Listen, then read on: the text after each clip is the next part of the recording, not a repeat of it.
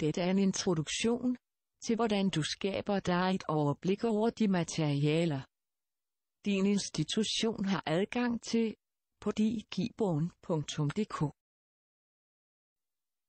Via pakkeoversigten her kan du vælge imellem de fagpakker, som din institution har købt adgang til.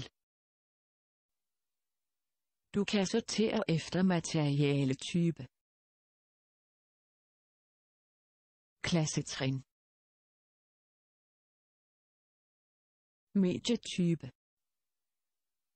iPad, PC og EWB betyder, at der er digitale ressourcer til alle 3 slags platforme. EWB står for interaktiv tavle. Du vælger det ønskede materiale via knappen Vælg.